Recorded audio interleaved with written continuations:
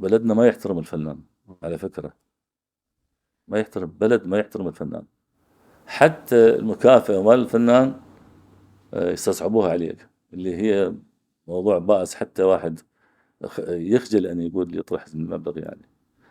بلد مدري وين رايح لوين، من يسمع واحد فنان ما يحبونه. انت النقابة ما تندلها هي هسه؟ ما عندنا النقابة على فكرة، نقابة ولا الفنان. أعرف النقابة.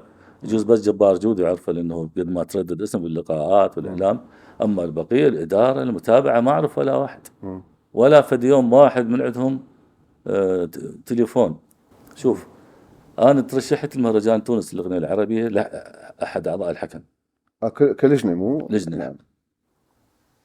فتدري هذا الموضوع يثلج الصدر وأنت تكيف بيه، إنه يختارك أنت من العراق أن تمثل بلدك مهرجان عربي للأغنية العربية في تونس.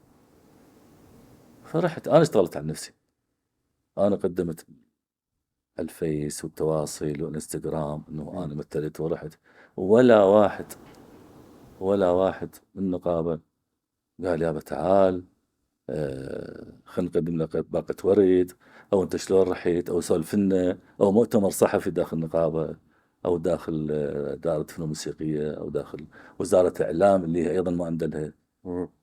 احنا ما أعرف يا أخي هذا البلد شنو، ليش؟ المفروض تكون متابعة مثل بهاي ماكو يا أخي، الجانب. ماكو والله العظيم.